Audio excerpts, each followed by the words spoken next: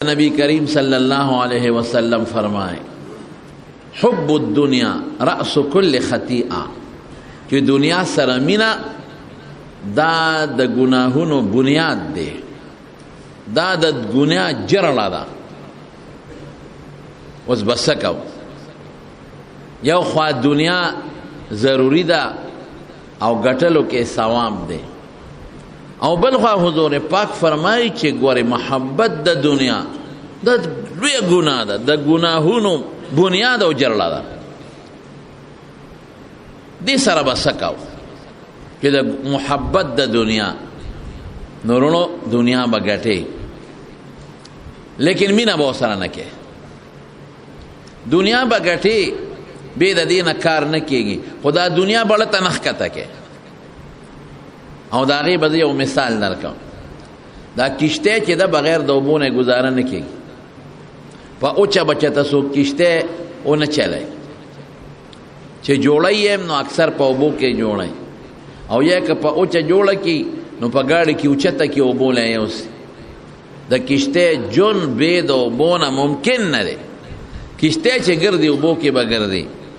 उबो ते सख्त ज़रूरत ते और कद उबो न दे बार कर द किश्ते लरगे दा से लरगी हुई कि द उबो न बारी नो दानवरे चई और चे उबो के दन नहीं खराबी गिना नो द किश्ते जोन टोल द उबो सारा दे वो कद उबो पर दी किश्ते के दन नशवेवाया उस नो किश्ते घर के न घर के द करगे जमुंग जोन दा द दुनिया सारा दे हो कचरती दा दुनिया जमुंग द जड़ा द वजूद पर दी किश्ते के वरदन नशनो जोन बराले तबाह के बिया द देवजना रब्बुल आलमीन फरमाई बल तुसिरून अल हयात दुनिया वल आखिरत खैर व अबका वे तासु द दुनिया जोन दुमरा ख्वाख कड़े दे चे आखिरत लम पागे मर्तबा वर कड़े दे आखिरत हम परे खरे उस द दुनिया द पारा ब खुदे न परे दे बुनियाद दाश द दुनिया द पारा मा आखिरत न परे दे दा बुनियाद शो द दुनिया द पारा बा दिन न परे दे नो अगर दुनिया के सड़े द खपल जरूरत द पारा गेटी द खजे द बचो द पारे गेटी नो दा बद न दा खूबी न बना के उस यो मिसाल बदर कम जिता सो पोइशे फसहाबो के बाद खलक हुई अलग दा फकीर दे दा ढेर खसड़े दे और दा बेहतर दे और दा मालदार दे दा खराब सड़े दा से न दगवा यो सड़े दे चे अगर फकीर मलंग दे और पछले दलो जामों की गिरदी और सवालू न कही यो नम सवाल कही बल नम सवाल कही बल नम सवाल कही और नमुंस कही ना दस कही और बल तरफ ते यो खान दे बंगला की उसी द खान मोटर अमश्ता बंगले अमश्ता लेकिन खपल मुंज और दस वसरा कई और खपल रोजे वसर निसी नो दा खान दा का फकीर लसो जरो फकीरारो नाम द खुदे पनिस गोरा दे फकीर दे मुंज न कई नो पागा फकीर खुदे से कई फकीर दे दस न कई और फकीर दे सवालगर दे खल को ना सवाल कई सवाल को हराम दे पैसे गोख्तल डोडे गोख्तल दा को हराम दी दा सवाल को गुनाह दा मालदार दा सवाल न बच सवाल न कई मालदार मुंजम कई रोजम निसी फकीर गरीब सर खेगड़म कई ढेर बेहतर शो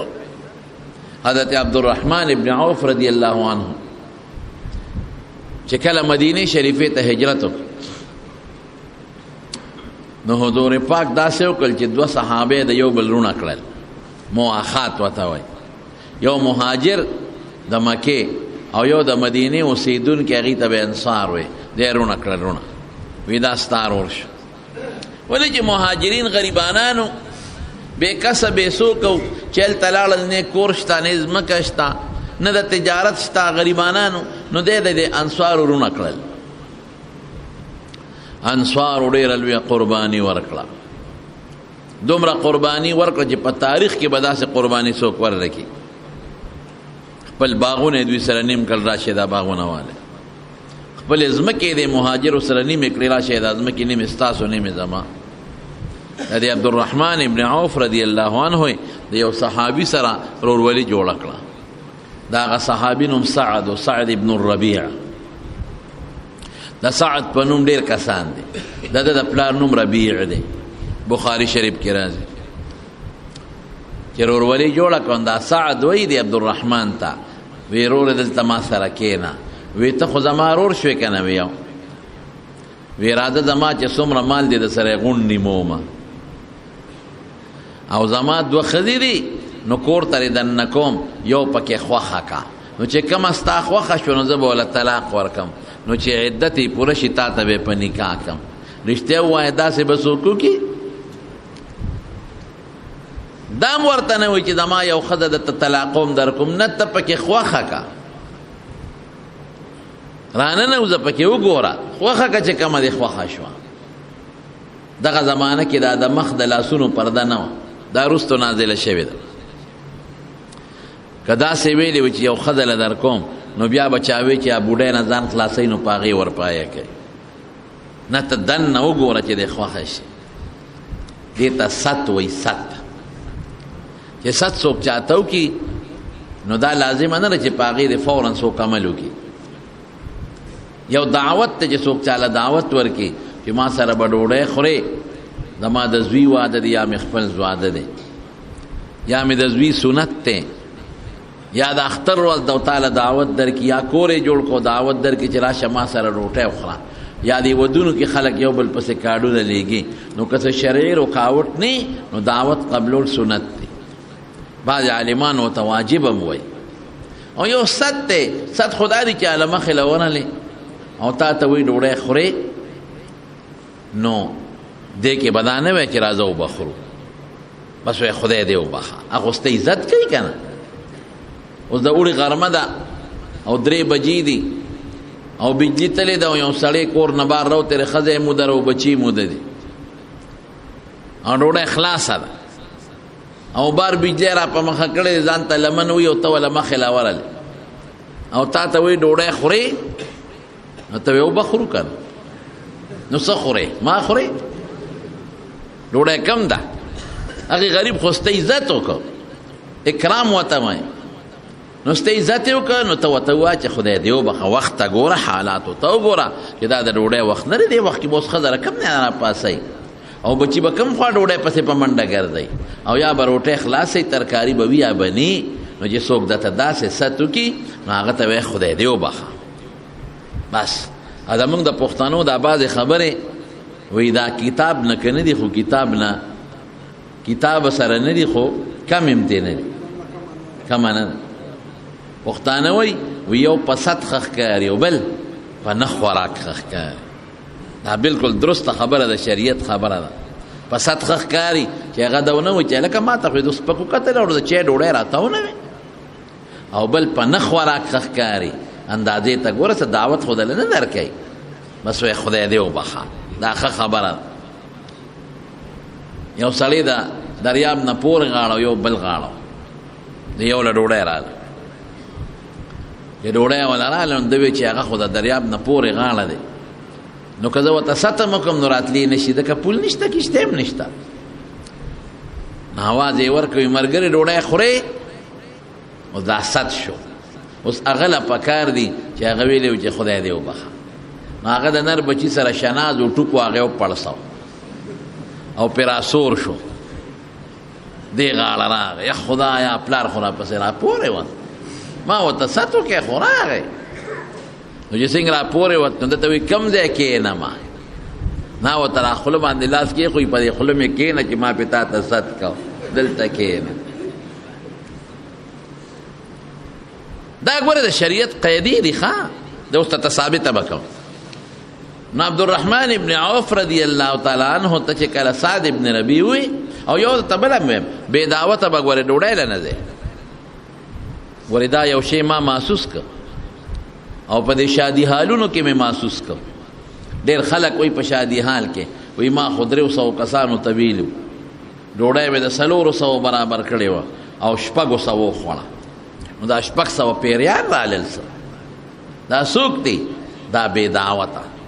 بې دعوته پردی ډوډۍ له تلل دا سخته ګناه ده او جرم دی او حضور پاک فرمایي چې څوک بغیر دعوت نه پردی ډوډۍ له ورغی نو دخل سارقا وخرج مغیرا وی ورنن غل ورننه وټو ډاکو راووته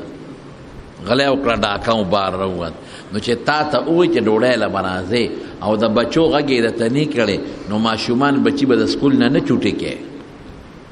د سار نه بچو ته وای نن سکول ته مزه ښه ولی بابا جی ادمه د پلان کې دوست د زوی واده دی ولا بزو نو که تا ته ویلي چې سره د واړه سلیمان بچو راشه نو بیا ټیک تا او که هغه صرف تا ته ویلي نو بچي ورپسې سلا سکول نه چوټي کوي او په ښځو کې دا ډېر خراب عادت دی ښځو ته چې د واده ستو که نو یوازې نه هغه د باجا بامخیلو نه هغه ټولې خپلې وله راوغواړي راځی وي د کاکا د ترور د نوسي د کړوسي د بچي واده دی ټول وله راوغواړي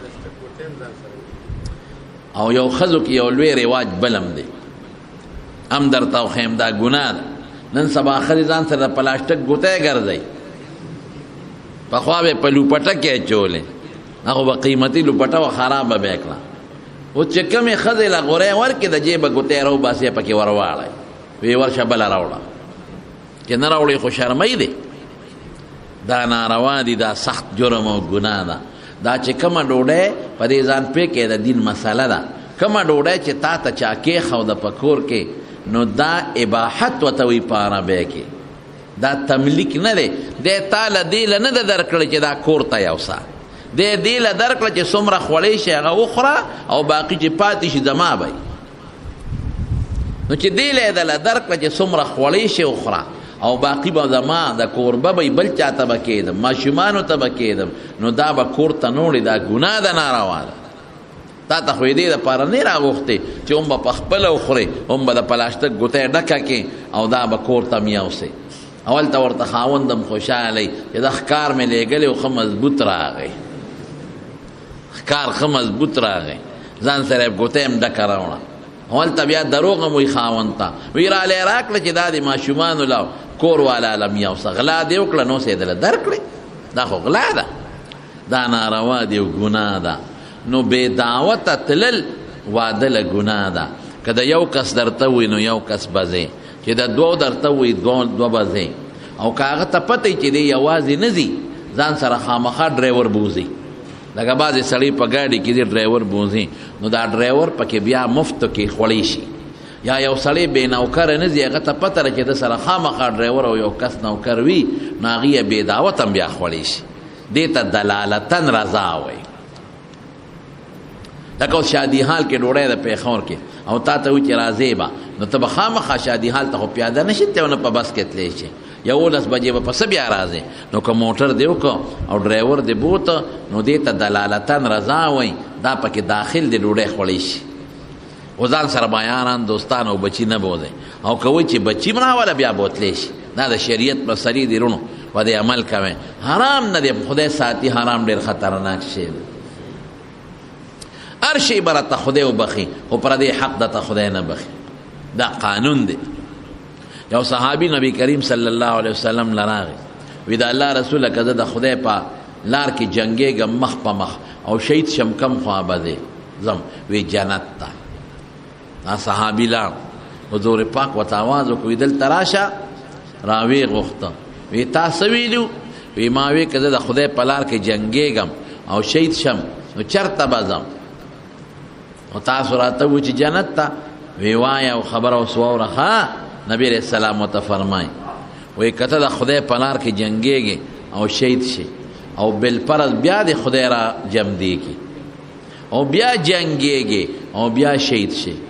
او بالفرض بیا د خدای را جمدېږي او بیا جنګېږي او مخ په مخ تختې نه او بیا شهید شي ګوره 3 شهادتونه شو نو وی اله به جنت ته ځې چې پردې حق در سره نی او که د دې ګوتې د بند عمره پردې حق در سره و دین نو جنت ته نشې تللی وی اوس جبریل راغی او دا خبره یې ماته وکړه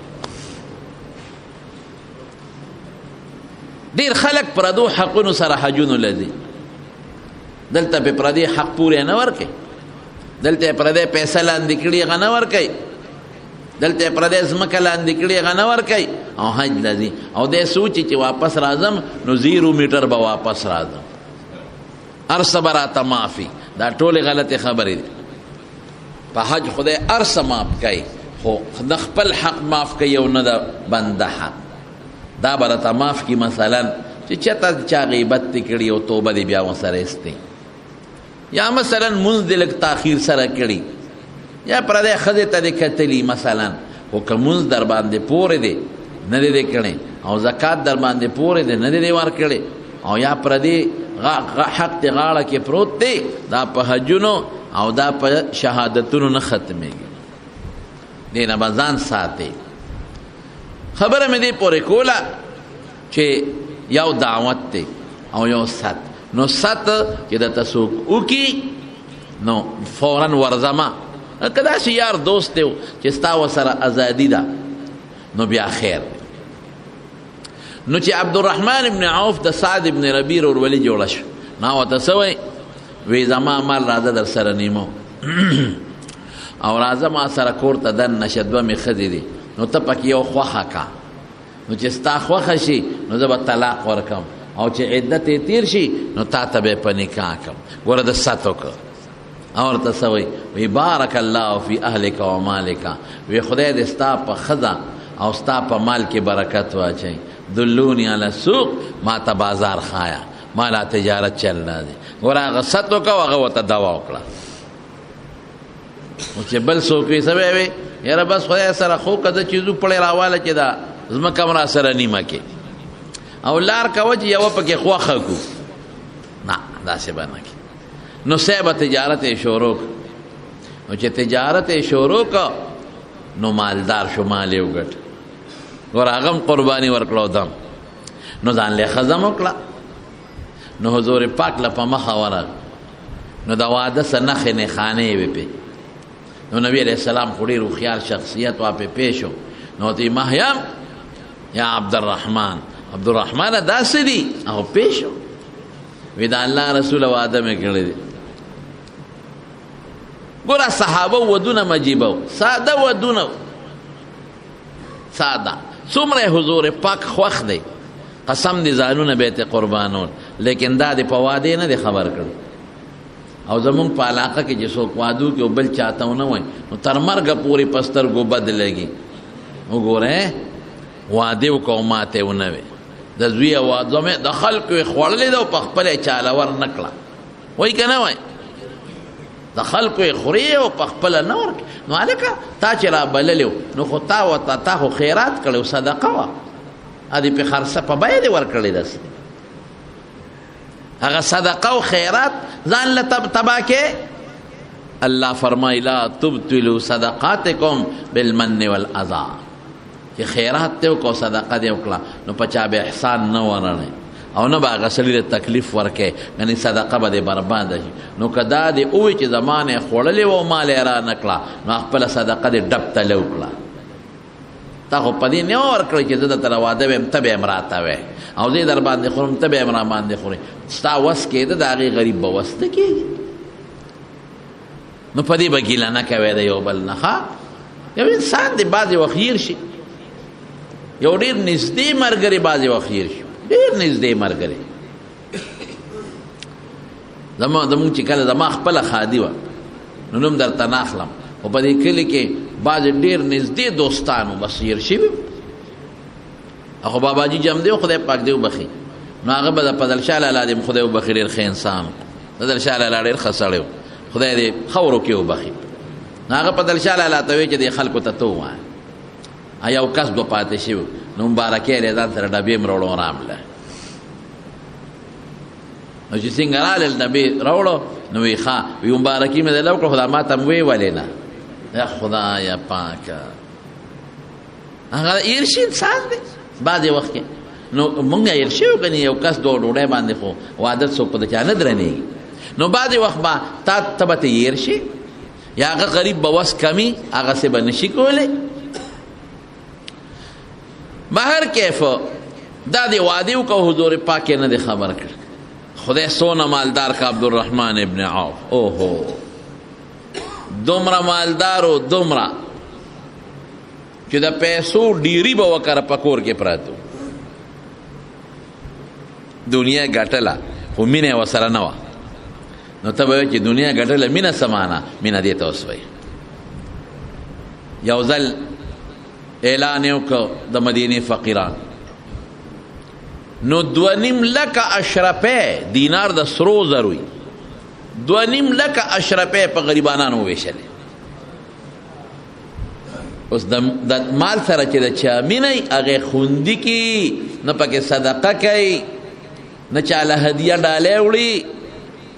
او چې مال ګټي او پکې صدقیم کې، مال ګټي او تحفیم خلکو لوړي، پلار لوړي، استاد لوړي، نیک لوړي، بل لوړي، پته ولګېده چې د مال سره مینه نشته.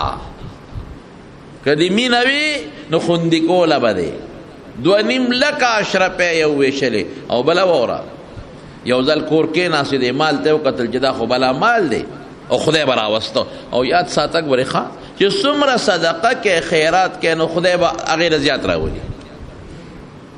ده به صدقې کولې مال به ډېرېده، صدقې به کولې مال به ډېرېده. نو یو ځل یې د شپې لیست جوړ کړو او غلامانو ته وي، نوکرانو ته وی شابه چې څومره فقیران او مسکینان دي ټول لاله راغونډ کې، دا په ډېرو ډېرو مال یې ورکوم. چې څه وسره ټول اخلاص کړل، چې څه وسره ټول د سیل مې خلاص کړل، تر دې حده پورې چې هغه خپلې کمې اغوستې جامې وي نو زړې جامې یې واچولې، هغې هم خیرات کړې او په سر یې پټکې نو هغې کوز کوي دا پلان کیله نغد مال، جامې، چیرړې، د کور سامان، د ټول چې څومره ټول یې خیرات کړل. او د دې نه علاوه نور یې څو کړل؟ د دې نه علاوه 10,000 غلامان آزاد کړل. 10,000. سار وختي مانځله راغی،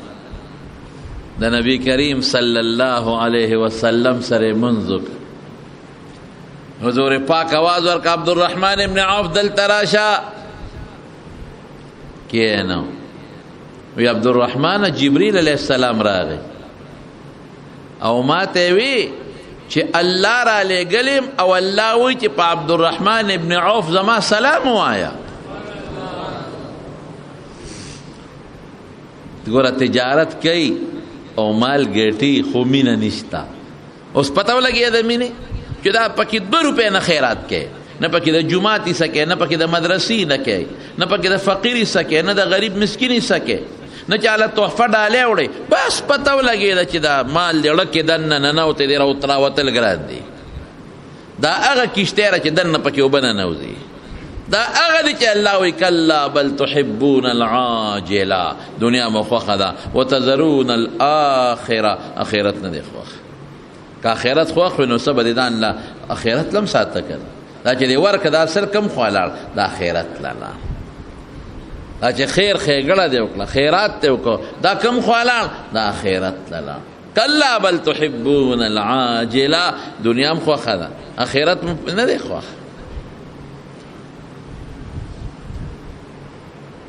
اوس دویمه وره وی جبریل راغی ما ته وی چې الله وی چې په عبدالرحمن زما سلام وایا او عبدالرحمن ابن عوف ته وایا چې عبدالرحمن دا مال ستا نه دی زما دی. واقعي دا مال د چا دی؟ د خدای. چې د خدای خوښي خو در سره به او که د خدای خوښه نی سبا به در باندې داسې بیماري راوالي چې هغه خپل مال به دې بیا نشي بچ کولی. ښځه به دې نه جوړه کړي، بچې به دې نه جوړه کړي، مقدمه به راته جوړه کړي، بیا به څه کوې؟ نو الله وایي چې دا مال زما دی او ته په دې مال کې زما او د رسول وکیل یې. ته په دې مال کې زما او د رسول وکیل نو ګټم او خیرات هم کوه. او عبدالرحمن دویم اعلان واوره، الله وایي چې دې د مالیاتو په مسله کې چې څومره مال او تجارت کوي نو د قیامت پر ورځ به د سره د مالونو حساب نه کېږي. دا څومره لویه خبره ده. نبی کریم صلی الله علیه وسلم فرمایي چې دا مالداران خلق بره دي غریبانانو نه. خو کم غریبانان چې داسې صالحان او دیندار غریبانانی نیمه ورځ جنت ته رستو دي. نیمه ورځ د آخرت، نیمه ورځ د دنیا، نیمه ورځ نه. زمارونو دا عبدالرحمن ابن عوف څومره مال دا مال سره مینه نه وه، خیراتونه به یې کول. چې رسول الله مبارک به جهاد لمال پکار دی بس راوړه به یې غورځاو به. او چې وفات شو که ته وایې چې دا دونه مال یې خیرات کړه او دا 10,000 غلامان یې ازاد کړل وینځې او دا ځان یې تیل توقه پرېښود نو دی خو بیا غریب شوي؟ نه نه نه، صدقه کوه غریب کېږي به نه. نبی کریم صلی الله علیه وسلم فرمای وی درې سیزونه لري چې د په قسم خورم. هلکه د پیغمبر خبره به موږ بې قسمه منو که نه به منو؟ وی په دې درېو زه قسم خورم. یو دا چې په سوال مال نه ډېرېږي. بعضې خلک سوالونه کوي د مال مقصد څه دی چې ته پې ښکلی ژوند تېر کړې، نو په سوال ستا مال نه ډېرېږي، ښکلی ژوند پې نشي تېرولی. یو دویم څه شی دی که تا عاجزي وکړه، لکه یو مسلمان سره جنګ وکړو او تا ورته ځان ښکته کړه، خیر دی، الله به دل عزت درکوي. من تواضع لله رفعه. او دریم څه شی دی رسول الله مبارک وی زه په قسم خورم چې په صدقه مال نه کمیږي. او مونږ وایو که دا لاړې بس کمې شوې، په صدقه نه کمیږي، زیاتېږي. نو عبدالرحمن ابن عوف چې دا دومره صدقې کولې مال یې څه شو؟ چې وفات شو نو 4 ښځې، نو قانون دا دی چې 4 ښځې وي او بچي هم وي، نو د دې 4 خواړو ښځو په شریکه 8 کېږي او د هر یوې 22 کېږي. د یوې ښځې 22 کېده. نو یوې ښځې وی مونږ ما له پوره حصه مه راکوې د خاوند په مال کې، نه غلامانو کې غواړم، نه ځمکو کې غواړم، نه کورونو کې غواړم، نه وینځو کې غواړم، نغد مال کې لږې غوندې راکې، نغد مال هم ټول نه، لږ غوندې. نو 80,000 دینار یې وله ورکړل. اشرف دیم پوره حصه نه وه، او که دا پوره حصه شي 22 نو 80,000 له په 32 کې ضرب ورکړه، ټول مال به څونه جوړوي. نو مال ګټل منه نه دي، خو مینه به ورسره نه کې. مینه دې ته وایي چې ځان پورې کلک نیسې او چاله ورکې نه. او که مال ګټې او ورسره خیرت هم پکې یادې، خدای هم یادې، رسول هم یادې، د ګاونډي حق هم منې، د غریب هم منې، د مسکین هم منې، د استاد هم منې، د ملا هم منې، د مدرسې هم منې، د جومات هم منې، خیر ښېګړه هم کې. نو بس دا مال بهترین شی دی، دا ډېر ښه مال دی. پته شه غریبی کار نه کېږي چې دا غریب دی نو ښه سړی دی. غریب دی او بې المازه دی نو اړوم ښه سړی نه دی. هغه مالدار چې هغه مونځ کوي ته زرها جنده ښه دی. حضرت زبیر دا د نبی کریم صلی الله علیه وسلم د ترور زوی دی. حضرت زبیر د ترور زوی او د پیغمبر علیه السلام او د ښځه خویندې وې. د بیبي نوم هغه د نبی علیه السلام د بیبي نوم عایشه او د بیبي نوم اسماء او عایشه خویندې وې. نو د ترور زوی هم دی او بیبیانې هم خویندې دي، نږدې رشته دار هم دی. دی چې کله مړ کېده په جنگ جمل کې، عبدالله ابن زبیر یې کېنه وی بچې وی په ما ډېر زیات قرضونه دي او قرضونه پې رسو، خلکو به راوړه امانت وي د ځان سره کېده. ده به ورته وی وروره د امانت خو دې ما سره کېښوده، خو هسې نه چې دا مانه ضایع نه شي، نو زه به یې ولګوم ښه، او چې کله دې پکار وي بیا مانه غواړه. نو چې یو شی ما سره امانت پروتي او زه هغه سړي ته ویم چې ما له اجازت راکړه چې دا زه ولګوم، نو لګولی شي. بیا دې کې د مال د مالک لم پیدا ده او د لم پیدا ده. دی به په خپل کاروبار کې ولګوي نو د لم پیدا شوه، ګټه به ولو کي، هغه لم پیدا ده. ولې که داسې سره پردی امانت رک شو نو د هغه تاوان دی. او چې تا ورته ووایي چې زه به یې لګوم او بیا رک شو خراب شو نو بیا په تا تاوان دی. نو د سره به خلکو امانتونه کېښودل حضرت زبیر رضی الله عنه سره. نو ده به ورته وایي زه به یې لګوم او پې قرض جمع کېده. نو ورته وایي بچې په ما خو ډېر لوی قرض دی، ډېر لوی قرض. او څونه قرض پته شته راته؟ 2 لکه درهمه. هغه زمانه کې درهم ډېر لوی قیمتي شی دی، او هغه زمانې خبره 2 لکه درهم دا قرض. وی بچې داسې به وکړې، داسې به وکړې چې زما ټول مال به خرڅ کې او زما قرضونه به ورکړي. په ما دا ډېر لوی بوج دی. او که چرته زما قرضونه زما په مال نه خلاصېدل نو زما د قوم نه به وله وغواړئ، او که زما د قوم نه پوره کېدل یا چا در نه کړل زما د مولا نه وغواړه. بابا مولا دې څوک دی؟ مولا خو مرئی تم وی، سردار تم وی، رشتہ دار تم وی. بابا مولا دې څوک دی؟ وی مولا میں اللہ دے. بچے چې قرض خلاص شي نو بعد رشتہ داران هغه وارثان نو زما د ټول مال 3 حصہ د قرض نه پس د هغوی له ورکړي، او چې کمې د قرض نه پس او د هغه خیرات د وصیت نه پس چې 2 حصې پاتې شي تاسو تقسیم کړئ. نو صاحب چې چاته به وی نو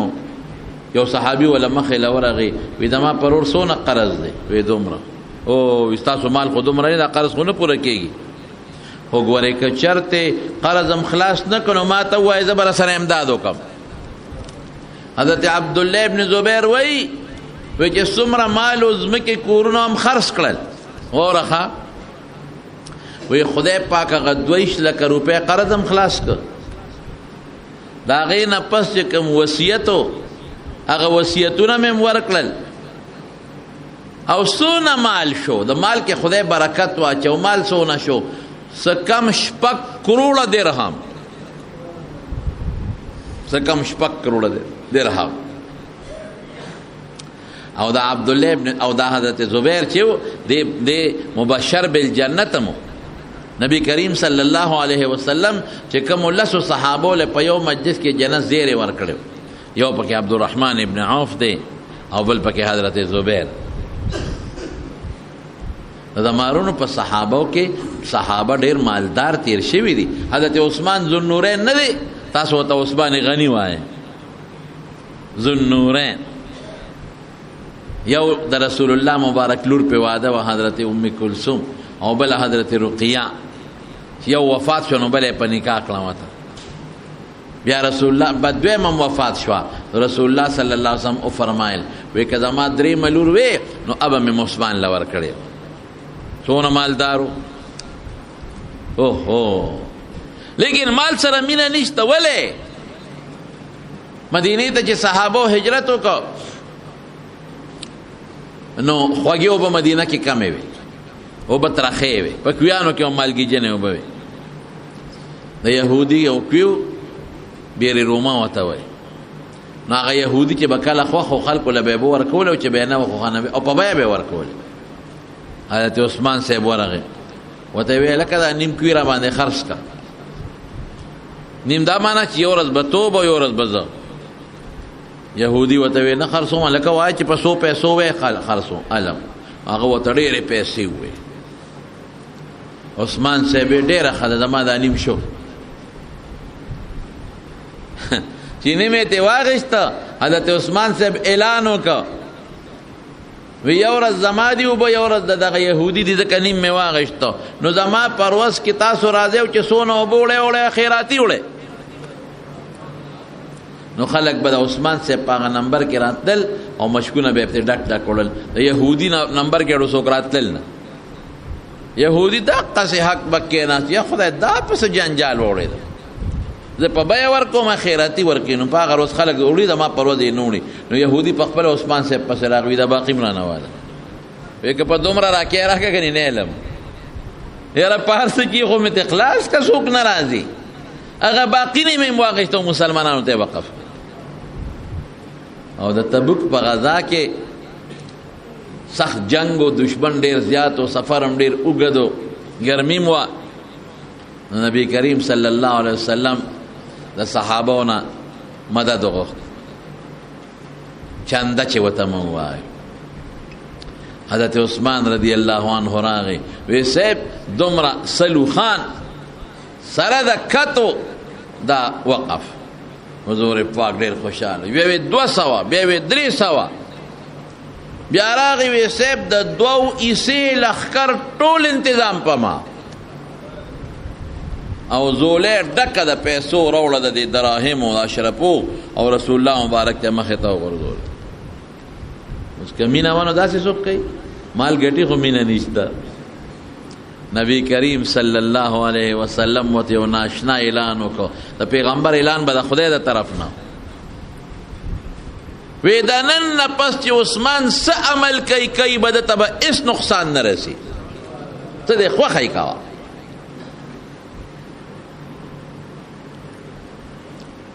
نو زما وروڼو مال ګټه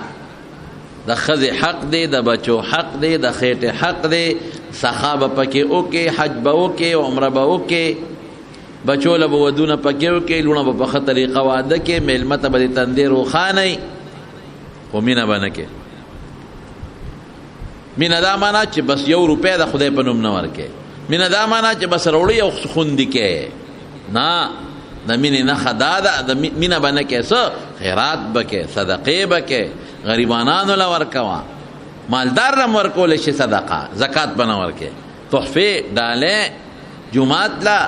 مدرسې له غریب له دا کوه او دا به خدای ډېری کمی به نه یو بنی اسرائیل واقع نبی کریم صلی الله علیه وسلم ذکر کوي وی یو سړی ولاړو او یو اوریاز رااله وی زه ولاړم اوریاز مې ولید او ناګانه په اوریاز کې ګړزار پې لکه بېګا چې څنګه وه چې ګړزار شو په یو غر باندې تې باران وشو هغه اوبه را روانې وې داسې راتلې او وی په دې اوریاز کې مې یو اواز واورېده غیبی آواز اسقی حدیقت فلان اے اوریازی دا فلان کی باغچہ سیراب کا اوریاز نه مې آواز واورید اوریاز وکړه بیدا اوشوې اوبه روانې دي دا سړی وایي چې ما وې اورېږه دا اوبه چېرته ځي لښتې ډک دی وایي اوبه پسې تلم لښتې کې روان یم ورسره دا لښتې په یو باغ ورغی چې په باغ ورغی باغ کې سړی ولاړ دی بیلچي ورسره ده هغه اوبو ته ورخونه ازادۍ او بندۍ باغ سیراب شو ما د هغه سړي نه تپوس وکړو ستا څه نوم دی نو ما ته هغه نوم واغې چې د هغه اوریازې د اواز نه مې کوم اورېدلی اوهو او دومره اوبه رالې چې د هغه پټې پې بس سیراب شو ما وی بھیجان ته په دې دا ته څه نیک عمل کې ځکه دا اوبه چې د کومې اوریازې نه راپرېوتې دقې اوریازې نه مې اواز واورېده چې د پلانکي باغچه سیرابه که ستا دا نوم مې اورېدلی دی هغه وی زه خو نور څه نه کوم خو چې د دې باغ کم آمدن وشي نو 3 ځایه یې کړم یو ځای واپس په دې باغ لګو او یو یې څه غریبانانو فقیرانو له خیرات ورکوم دوستانو له ډالۍ ورکوم او یو یې څه خپلې ښځې او بچو له وړم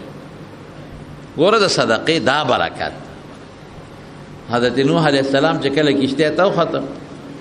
نو 2 جوړې د حیواناتو د هر څه وردن نه مسلمانان ورسره وختل یو بوډا سپینګیري په کشتۍ کې ولاړ دی چا نه پیژن نوح علیه السلام ته خپلو امتیانو چې یو بوډا بابا دی پکې کشتۍ کې مونږ خو یې نه پیژن ویری ولې چې د مټیو نه ته څوک یې چې بې تپوسه کشتۍ ته راوختې وی د شیطان ابلیس بدماشه داسې نه زمونږ دشمن او بې تپوسه کشتۍ ته راخېږې پرېږدم دی نه اوس دې برابروم یاره مهرباني وکړه پرېمې ده بس غلطي مې کړې ده خو وی خاله دې پرېږدمه چې ما ته هغه څیز وښیه چې انسان ته او مسلمان ته په ډېر لوی ضرر دی هغه څیز وښایه چې مسلمان ته او انسان ته د هغې نه غټ ضرر دی وی بیا راته څه نه وی نه ویم درته وی ښه 2 څیزونه دي چې هغه د مسلمان دپاره زهر قاتل دی یو حرص او بل طمع حرص او طمع او لالچ دا د مسلمان دپاره زهر قاتل دی دا 2 څیزونه دا ډېر خطرناک شی دی او وی اسنګا وی هغه داوا او یو بغض وی ما بغض وکړه د آدم علیه السلام سره نو وی زما مرتبې ته وګوره بغض خودونه خطرناک شی دی او وی آدم علیه السلام حرص وکړه طمع وکړه ولې الله ورته وی دې بوټي له ګوتې موړه نو ما ورته وسوسه ور واچوله چې دی له یو څه نو ټول عمر به جنت کې او که دې ګوتې یو نړۍ نو کوزی دی ګورې نو هغه تمه وکړه او د جنت د جون لالچ یې وکړه نو چې ګوتې یې وړې نو دنیا ته راغی او دا فارسی بانان وی وی طمع سے حرف داری هر یک ازو خالی وی تتم دری حرف دی یو توی دا ټکی پې نشته یو میم دی ټکی پې نشته یو عین دی ټکی پې نشته وی درې حرفونه دی درې واړه خالی دي تمه چې کې یو د الله نه وکې بس بنده نه مه کوه دا پیسې به دې خپله راځي قسم په خدای چې کوم دله خدای مقرر کړې ده که هغه د نه یو نوړی پاتې شو نو زما په دې مخ لاړې وتوکه اللہ قرآن شریف کے فرمائے الا ان نفسا لن تموت حتی تستکمل رزقها چې څومره رزق دله خدای لیکلی دی اب خوري اله بمري خدای خو دروغ نه وایي چې کوم رزق الله مقرر کړی او اس فکر مکه و تما من حیث لا يحتسب د داسې طرف نه به خدای درکړي چې ستا په وهم ګمان کې به هم نه تېرېږي مولانا رشید احمد گنگوهی رحمت الله علیه یو ځل جماعت کې ناستو یو سیټ راغی دا بعضې خلک په دې مولیانو باندې هم څه دغه کوي ازمایښونه کوي یاره دا ماته پته را زموږ باباجي و شهزاده مولوي صاحب خدای دې وبخي په دې پیرانو جومات کې به یې وړه دوره کول یو سړی وله راغی ماته ښه یاد او دا زکات به د ضیاء الحق په وخت کې د خلکو دې مدرسو له ورکو ورته وی مولوی صاحب دا چک مې راوړی دی او دا ته وصول کو د طالبانو لی ورکا هغه له خدای جیبا سوچ ورکړی ورته مسلمانه زما په لاسې ولې ورکې خپله یې ورکه کړه هغه او خندل وی نه نه نه نه بس تا باندې اعتبار دی بس تی ورکه دوی لی ورکې او که هر څنګه پکې لالچ یې ورکه هغه والا کاغذ واپس کوي مسلمانه په دې نه پوهېږم دا یو سکتی ورکې وروړه ورې که زما په لاسې ولې ورکې یاره بیا وروسته به موږ ته پته ولګېده چې دا په یو اجره کې یو سازش شوی و درې کسه پکې شریک و یو اجره کې درې کسه پکې شریک و او دا کړی و چې دا چک به مولوي صاحب وصول کي نو موږ به ورپسې پراپېګنډه وکړو چې هغه د طالبانو پیسې وصول کړي او پردې مال یې وو زما قسم په خدای درې واړه خدای داسې ذلیلان کړل داسې او په دنیا کې داسې رسوا چې که مې راته نومونه واغېشتل نو تاسو به هم پرې رحم وکړئ ډېره رسوا شو برباد کورونه یې تباه یعنې قسم په خدای چې نن د هغوی کورونه هم نشته خره پې ورغړېدل نو هم درته نه یو به مولیانو به ازمایښونه نه کوي ټوکې به نه کوي په دې خدای خفه کېږي دوی د خدای د دین خدمت کوي نو چې څوک د خدای د دین خدمت کوي نو الله پې خفه کېږي ګورې مولیانو سره به د خبره ظلم زیاتې او دا سازشونه به بلکل نه کوي دا ګناه ده نو سیټ صاحب په زړه کې دا وه چې راشه بیا به ګورو به چې دلې پیسې راوړی خو هغه ډبلې روپۍ وې وی صاحب دا مې راوړي دي دا والي وی زما نه دي په کار زما ورته حاجت نشته وی طالبانو لی ورکه وی ته یې ورکه که نه وی صاحب تا طالبان دي دا مې راوړي دا وله ورکه وی چې زما په لاس یې ویشي په خپله یې پې ویشه که نه سیټ صاحب بار لاړ د مولانا رشید احمد گنگوهی صاحب په پڼو کې هغه پیسې واچول او داسې ډډې ته ودرېد چې ما ونینی مطلب یې دا و چې زما د مخه خو یې نالې خو زه اوس ګورم چې اوس یې اوچتی که نه پیسې خو د خلکو خوښې د خپل عبادت وکړو اشراق مونځ یې وکړو چې کله راووته او سپلو کې خپه منډله نو هغه د روپو ډکې وې ویو که خو سپلو کې خپه نه ور دي وکتل ټول د روپو ډکې د پاس هم پې پرتې دي اولاد دی دې ټکي ته وګوره او سپلی او سنډلې او روپۍ ته وسنډلې او څه وایي ګنده ماله چې څوک در پسې منډې وایي نو تختې ته ځان نه ورکې او چې څوک در نه تختی د پیزار سلامونه کې خپل را دا حقیقت دی مولانا زکریا صاحب رحمت الله علیه دا د تقریر بخاری کې واقع لیکلی د بخاری شریف یو تقریر دی وی یو سړی دی او مسافر د جمعات ته راغی جمعات ته مسافر څنګه راغی وی قتل نو په یو ګټ کې الته یو سړی ولاړ دی عبادت کوي دلته بل ولاړ دی عبادت کوي الته بل ولاړ دی عبادت کوي دی وی چې زه خو ډېر زیات اوږې ما او ذرا شب چې 2 سالې به زمۍ نو دی کې یو جینۍ راله خشته ښکلې خوبصورته هغې سره خوانچه ده د غوښو د هډوکو د څه ورته وایي د روجو ډکه هر قسمه خوراک پکې دی چې دا جینۍ څنګه راله اوس دا اشنا چې هغه درې ورته هډو ګوري نه او دی ورته اوس په نیغ په نیغه په ترس ګوري چې شیخ راغی خدایه چې کم خوا به ځي هغه جینۍ خوانچه کېښوده لوټی راواغېسته او لاسینځونکي ورسره دی هغه ګوټ والا له ورغی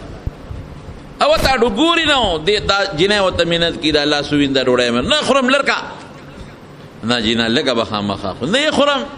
او ورته مینتونه کوي اخر کې په مینتونو رضا کې لاسې وینځل بیا ورته خوانچه مخې ته کېښوده وی دا وخوره نو هغه سړي چې به څنګه هډوکې خوړه که نه نو دا هډوکې به یې راغېشته دا غوښه به یې ته وخوړه دا جینۍ به په دا مخ ویشته غوښه به یې خوړه دا جینۍ به په دا مخ ویشته بیا به یې غوښه خوړه جینۍ به او دې به ورته مینتونه کول چې خیر دی که ما ولي خو دا خورا خلاص که خورا خلاص که بیا ورغې هغه بل په مانځه ولاړ دی ورته هډو ګوري نه هغه ته مینت زاري کوي نه خورم نه خورم خورې به خامخا یاره مینت ته کوم لاسونه یې پرې ووینځل هم دا چل کوي چې غوښه خوري په هډو کې دا جینۍ په دا مخ ولي چې غوښه خوري په هډو کې دا جینۍ په دا مخ ولي او جینۍ په هغې کې متمنتونه کوي او مړی یې دی ورته شیشه غشتې چې خدای نمبر خو زما دی چې اوس ماله راشي شي خلاص نشي هغه ګوټ لاله هغه مو سره دا چلو نه خورم نه خورم راځه کو په مینت په خوراک او خړو هډو کې خوري غوښه په مخ د جینۍ ولي اخره کې دل راغی دل څنګه راغی دی ورته وایي لاس نینځم او ته کې انځه کني خپل کار کوه دا مطلب و چې دا خو د نورم دا چلو که زم دا چلو کم وایي سړی پیچو چې دا خو ښه د غوسه شوه وایي ښه دې خوا کو به ویني داسې ووینځ چې خوانچه یې ورته مخکې کړه چې هډوکي اوچت که او د هډوکي نه یې غوښه وخوړه او هډوکي اوچت که او جینۍ پې په دا مخ وویشته هغه دا مطلب و چې دې کلي به رواج هم داسې چې ډوډۍ خوري په هډوکي داسې خوله خو چې هډوکي اوچت کې پې ویشته هغې خوانچه کېښوده او پې ورغریوال دې مرینې اوس ته هغه داسې کړي ته خدای بې خو باسه ډوډۍ در وړم ما په مخ ولي ودرېږه چې در باندې وګرځم هغه وی چې داسې کار دی چې هغوی خو دونه وینې کړې او بیا دې پې ډوډۍ وخوړه نو زه څه خبر وم دا به د دې وطن رواج داسې او ورته وایي زه دنیا یم جینۍ ورته وایي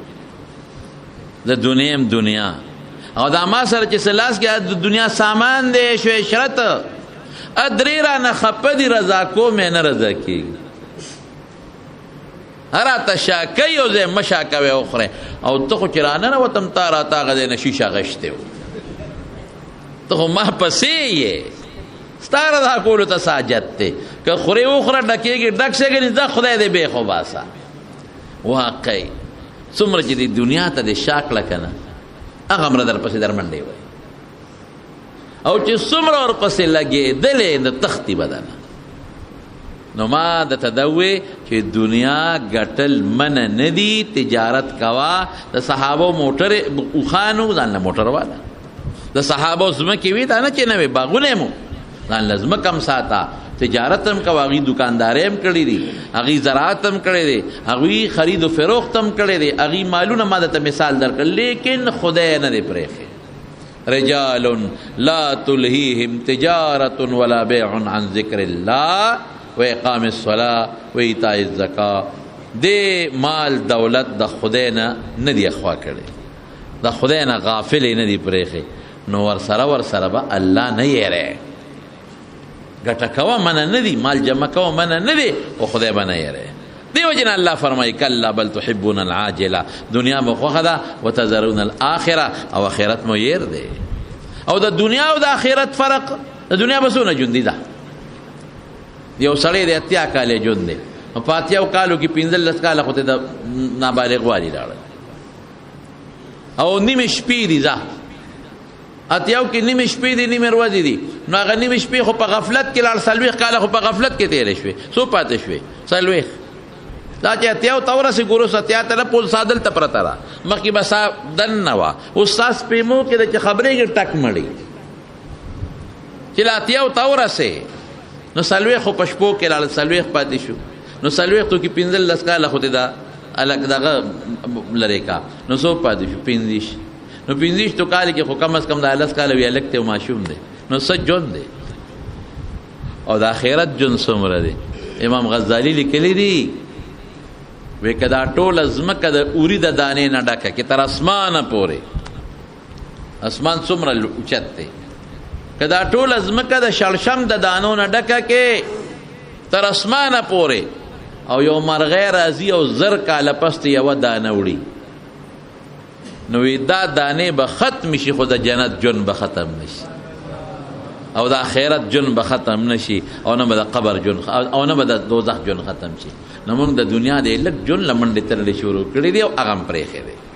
دې نه د خدای نه منې کوي. په آخرت یاد ساته، خپل لمونځ اودس، خپل زکات، خپل خیرات، او ظلم مه کوه، ټګي مه کوه، دوکې مه کوه، حرامونه ځان ساته، او نو الله به دې مدد کوي. کوي نه که نو ما ته ووایه ورته ملا صاحب پلانکي وخت کې خبره کړې وه او دا خبره دې غلطه وخته، غلطه به ځکه نه خیږي چې دلته د خدای او د رسول خبره کوم. نو قرآن شریف کې الله تعالی فرمایي رب العالمین په قرآن شریف کې آیت دی بل تؤثرون الحیات الدنیا والآخرة خیر وابقا، تاسو د دنیا ژوند غوره کوئ او لوی ژوند چې باقي ژوند د آخرت هغه مو هېر کړی دی. نو الله پاک دې موږ له د آخرت ژوند را یاد کړي، خدای دې موږ له دنیا هم ښه کړي، د دنیا غربت ښه شی نه دی، الله موږ له دنیا هم ښه کړي او خدای موږ له آخر هم ښه کړي، او الله د دنیا ګټې وټې هم د آخر د ګټو ذریعه وګرځي. الله بیمارانو له شفا ورکړي، قرضدارانو له قرضونه خلاص کړي.